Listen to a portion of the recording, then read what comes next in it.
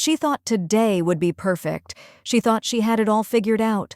Standing there in her pristine white dress, clutching that bouquet like it was some kind of lifeline, she believed with every fiber of her being that this was her fairy tale moment. The moment every little girl dreams about. The moment when all the pain, all the waiting, all the disappointment would finally make sense. But perfection? Perfection is just another word for delusion. And today, reality was about to tear through her carefully constructed fantasy like a knife through silk. Since she was 5 years old, playing dress-up in her mother's old curtains, she had imagined this day. Every birthday wish blown out on candles, every shooting star glimpsed through her bedroom window. Every prayer whispered into the darkness of her childhood room, they all led to this moment, walking down that aisle with a full heart, surrounded by everyone she loved, stepping into a future that glittered with promise. And today, God help her, that dream was finally real. Or so she thought. The makeup artist had painted her face like a porcelain doll. The hairdresser had crafted her hair into something that belonged in a magazine. The dress, oh, that dress. It was everything she'd ever wanted and more. Thousands of dollars of silk and lace and dreams woven together. She looked perfect. She felt perfect. She believed she was about to have the perfect day with the perfect man in the perfect ceremony that would launch her perfect life. The irony is almost too bitter to swallow, but even in that moment of supposed triumph, something was wrong. Something was crawling under her skin like an itch she couldn't scratch. As she stood there, holding that bouquet with fingers that trembled just slightly, a strange mix of joy and fear began to wash over her in waves that left her feeling dizzy and disoriented. Joy, because this was supposed to be the happiest day of her life. Fear, because something deep in her gut, some primal instinct that she'd learned to ignore over years of people-pleasing and self-doubt, was screaming at her to run. But she didn't run. She never ran. That was her problem, wasn't it? Always staying, always trying, always believing that if she just loved hard enough, if she just gave enough of herself, if she just sacrificed enough of who she was, everything would work out in the end. Something inside her whispered that this moment would change her life forever, and for once, that voice was telling the truth, but not in the way she expected. Never in the way she expected. The music began to shift, those soft melodic notes that were supposed to signal the beginning of her new life. She could hear the rustle of fabric as the wedding party took their positions, the murmur of guests settling into their seats, the photographer's camera clicking away, capturing what they all believed were precious memories in the making. She took a deep breath, trying to calm the storm that was raging in her chest. Her lungs felt tight, like someone had wrapped bands around her ribs and was slowly tightening them with each passing second. But she attributed it to wedding nerves. Everyone gets nervous on their wedding day, right? Everyone feels like they might throw up or pass out or scream, right? The door began to open, that heavy wooden door that separated her from her future, from her destiny, from everything she'd been working toward for the past 2 years of wedding planning, and the past 5 years of relationship building, and the past 28 years of dreaming. And then she saw it. She saw something, or someone, that made her heart not just race, but actually stop for a moment before slamming back to life with the force of a freight train. Every step she took after that felt like she was walking through quicksand. Her legs, which had carried her through dance classes and marathon training and countless walks down countless aisles in countless stores, while wedding planning, suddenly felt like they belonged to someone else. Someone who was watching this whole scene unfold from outside her body, yet somehow, paradoxically, each step also felt lighter than air, as if gravity had released its hold on her and she was floating, disconnected from the earth, disconnected from reality, disconnected from everything she thought she knew about her life. The tears that began to stream down her face weren't the joyful tears she'd practiced in the mirror. They weren't the happy tears that every bride is supposed to shed on her wedding day. These tears came from somewhere deeper, somewhere darker, somewhere that had been locked away and buried under years of "everything is fine" and "we can work through this" and "love conquers all." It was as if the past and the future collided in one breathtaking second, creating a moment of absolute clarity that was as terrifying as it was liberating. The past, all those red flags she'd ignored, all those times her friends had tried to warn her, all those moments when her gut had screamed at her to pay attention. The future, suddenly crystal clear and completely different from anything she'd imagined. What she found waiting for her at the end of that aisle wasn't just her groom standing there in his perfect tuxedo, with his perfect smile and his perfectly practiced vows. No, what she found was the answer to a question she'd been too afraid to ask, the truth she'd been too terrified to face, the reality she'd been desperately trying to avoid. There he was, the man she'd planned to promise herself to forever, the man she'd defended to her friends and family when they'd expressed their doubts, the man she'd convinced herself was her soulmate, despite every piece of evidence to the contrary. And there, sitting in the third row on his side of the church, was the other woman, not some mysterious stranger, not some faceless temptation, but Sarah. Sarah from his office. Sarah who'd been just a friend for the past 3 years. Sarah who'd been going through a hard time and needed his support. Sarah who'd been the reason for all those late nights and weekend work sessions and business trips that somehow never quite added up. Sarah, who was 7 months pregnant. Sarah who was wearing a dress that was clearly designed to show off her beautiful round belly. Sarah, who was looking at him with the same expression of love and devotion that she herself had been wearing for the past 5 years. The pieces began to fall into place with a sickening clarity. The way he'd been distant lately, the way he'd been working so many extra hours, the way he'd seemed more stressed about the wedding than excited, the way he'd suggested they postpone having children for a few years, even though they'd talked about starting a family right away. The way he'd been protecting his phone like it contained state secrets. It all made perfect sense now. Horrifying, devastating, soul-crushing sense. She stood there at the altar, bouquet still clutched in her white-knuckled fists, and felt something inside her shift. Not break. She'd been breaking slowly for months, maybe years. This was different. This was the moment when all the broken pieces finally fell away, leaving something harder and stronger and infinitely more honest than what had been there before. For the first time in her entire relationship, maybe for the first time in her entire life, she saw the situation clearly, not through the rose-colored glasses of hope and denial and desperation, not through the filter of "but I love him" and "but we've been together so long" and "but what will people think?" Just clear, brutal, unforgiving truth. He was never going to be the man she needed him to be. He was never going to love her the way she deserved to be loved. He was never going to choose her. Not really, not when it mattered. And she was never going to be happy settling for the scraps of attention and affection he was willing to throw her way between his real priorities. The smile that spread across her face in that moment wasn't the radiant joy of a blushing bride. It was something far more powerful. It was the smile of a woman who had finally stopped lying to herself. She turned around, her white dress swirling around her like the wings of some fierce angel, and walked back down that aisle. Not in shame, not in defeat, but with her head held high and her shoulders straight, and her heart, for the first time in years, beating in rhythm with her own truth. The gasps and whispers and confusion of the guests faded into white noise behind her.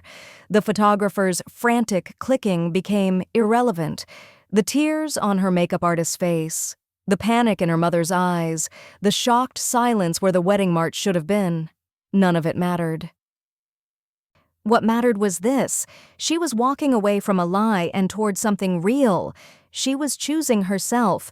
Maybe for the first time in her adult life, she was refusing to settle for a man who would father another woman's child, while promising to love, honor, and cherish her. From that moment forward, nothing would ever be the same again.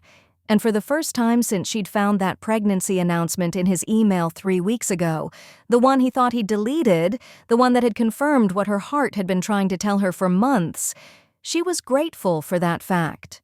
The rage that had been building inside her for weeks, carefully contained beneath layers of wedding planning stress and premarital counseling sessions and well-meaning advice from friends who kept telling her that all couples go through rough patches, finally had somewhere to go. It wasn't the explosive, destructive kind of anger that shatters everything in its path. It was the cold, clarifying fury of a woman who had finally stopped making excuses for a man who didn't deserve them. How many times had she defended him? How many conversations with her sister had ended with her saying, "You don't understand him like I do"?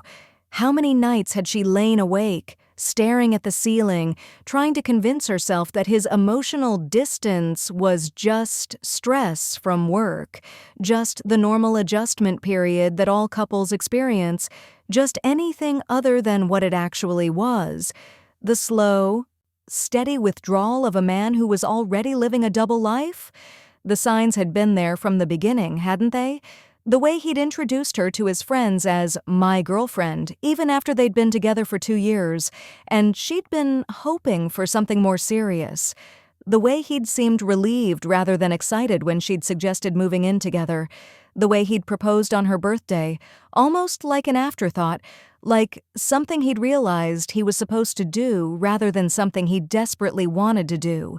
But she'd been so hungry for love, so desperate to be chosen, so convinced that if she just loved him enough, if she just gave enough of herself, if she just asked for less and settled for what he was willing to give, everything would work out. She'd made herself smaller and smaller, dimming her own light so he could shine brighter. And for what? So he could knock up his coworker while she planned their dream wedding? The humiliation burned in her throat like acid. Not just the public humiliation of walking away from her own wedding, though that was going to hurt for a long time, but the private humiliation of finally admitting to herself how blind she'd been, how many red flags she'd ignored, how many times she'd chosen his comfort over her own intuition. Every friend who'd tried to warn her, every family member who'd expressed concern about his commitment level, every therapist who'd gently suggested that she examine why she was so willing to accept so little, they'd all been right, and she'd dismissed them all because she was so convinced that love was supposed to hurt, that relationships required sacrifice, that if she could just be patient enough, understanding enough, forgiving enough, he would eventually become the man she needed him to be. But he already was the man he was going to be, a man who could look her in the eye and lie about working late while he was actually building a life with someone else. A man who could let her spend thousands of dollars on a wedding dress while he was buying baby furniture with another woman. A man who could stand at an altar and promise to forsake all others while his pregnant mistress sat in the audience, probably wondering if he was going to go through with this charade. The worst part, the part that made her want to scream until her throat was raw, was that she'd suspected. Deep down, in the part of herself she'd learned to silence, she'd known something was wrong. The late-night phone calls he'd take in another room, the way he'd guard his laptop like it contained nuclear launch codes, the sudden interest in working out and buying new clothes, the way he'd stopped initiating sex and seemed relieved when she was too tired. But instead of trusting herself, instead of demanding answers, instead of having the courage to face the truth, she'd doubled down on denial.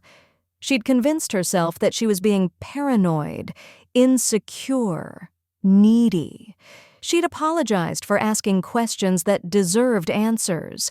She'd made herself smaller and smaller until she was practically invisible, hoping that if she didn't take up too much space, if she didn't ask for too much attention, If she didn't require too much love, he might decide she was worth keeping. And all the while, he was giving everything she'd been begging for to someone else: his time, his attention, his love, his future. He was planning a life with Sarah while planning a wedding with her. He was choosing names for Sarah's baby while choosing flowers for their reception. He was looking at houses with Sarah while looking at honeymoon destinations with her. The rage was so pure, so clean, so clarifying that it almost felt like relief. For months, she'd been drowning in confusion and self-doubt, and the exhausting work of trying to save a relationship that only she was invested in saving. Now, finally, she could see the situation for exactly what it was. She wasn't losing the love of her life. She was escaping a man who would have destroyed her slowly, piece by piece, year by year, until there was nothing left of the vibrant, confident woman she'd been before she'd started molding herself into whatever shape she thought he wanted. Walking back down that aisle, her wedding dress trailing behind her like a white flag of surrender, not to defeat, but to reality, she felt like she was shedding a skin that had never quite fit. The desperate, pleading, endlessly accommodating version of herself that she'd become in this relationship was finally dying, and in its place, something fierce and honest and uncompromising was being born. Let him explain to the guests. Let him deal with the humiliation of being left at the altar by a woman who'd finally seen him clearly. Let him figure out how to tell his family that the wedding was off because his pregnant mistress was in the audience. Let him clean up the mess he'd created with his lies and cowardice and complete inability to be honest about what he actually wanted. She was done cleaning up his messes, done making excuses for his behavior, done shrinking herself to fit into the small, conditional space he'd carved out for her in his life, done pretending that his scraps of attention were enough to sustain her, done accepting a love so weak and inconsistent that it couldn't survive the presence of another woman. The dress that had once symbolized hope and new beginnings now felt like a costume she'd worn to play a role in someone else's story. But this moment of walking away, of choosing herself, of refusing to settle for a life built on lies, this was the first authentic thing she'd done in years. And even though her heart was breaking, even though she could feel the eyes of 100 wedding guests burning into her back, even though she knew the gossip and speculation and pity were going to follow her for months, she felt more powerful than she had since the day she'd said yes to a proposal that should have been a warning sign. Because this time she was the one doing the choosing. This time she was the one saying no. This time she was the one walking away from something that wasn't serving her instead of desperately trying to make it work. The future that stretched out before her was uncertain now, undefined, full of questions she didn't know how to answer yet. But it was honest. It was real. It was hers. And that was enough. For the first time in years, that was more than enough. Let the church bells ring for someone else's wedding. Let the flowers wilt in their perfect arrangements. Let the cake sit uncut and the champagne grow warm and the band play for an empty dance floor. Let his family make their uncomfortable phone calls and her family whisper their worried conversations. And the wedding photographer try to figure out how to spin this disaster into something salvageable for their portfolio. None of it was her problem anymore. She had walked into that church as a woman desperately trying to save a relationship that was already dead. She was walking out as a woman who had finally found the courage to bury it. And if that wasn't worth celebrating, she didn't know what was. The pain would come later. Waves of grief for the future she'd thought she wanted, anger at the time she'd wasted, embarrassment at how completely she'd been fooled. The practical concerns would come too: canceling the honeymoon, returning gifts, figuring out how to untangle 5 years of shared finances and future plans and mutual friends who were going to have to choose sides. But right now, in this moment, walking through those church doors and into the bright afternoon sunlight, she felt nothing but the clean, sharp freedom of a woman who had finally stopped lying to herself. Behind her, she could hear the chaos beginning. Confused voices, slamming doors, the sharp click of heels on marble as someone, probably her maid of honor, came running after her. But she didn't turn around. She didn't look back. She had spent 5 years looking backward, trying to recapture the magic of their early days together. Trying to get back to a time when he'd seemed present and invested and genuinely happy to be with her. She had wasted months looking backward, wondering what she'd done wrong, what she could have done differently, how she could win him back from whatever or whoever was taking his attention away from their relationship. But there was nothing behind her worth saving, nothing worth fighting for, nothing worth one more day of her life. Ahead of her, the world was wide open and full of possibilities she'd been too afraid to consider while she was busy playing the role of the understanding girlfriend, the supportive fiancé, the bride who just wanted everyone to be happy even if it meant she wasn't. For the first time in years, she was nobody's consolation prize, nobody's backup plan. Nobody's safe choice while they pursued their real desires elsewhere. She was just herself, flawed and heartbroken and humiliated and free. And as she lifted her skirts and walked toward whatever came next, she realized that this moment of absolute honesty, this refusal to accept less than she deserved, this choice to save herself instead of trying to save a relationship that was already lost, this was the real wedding. This was the moment she married herself. Promised to honor her own instincts, vowed to love and cherish and protect the woman she was instead of constantly trying to become the woman someone else wanted her to be. And finally, for the first time in longer than she could remember, that felt like enough. More than enough. It felt like everything.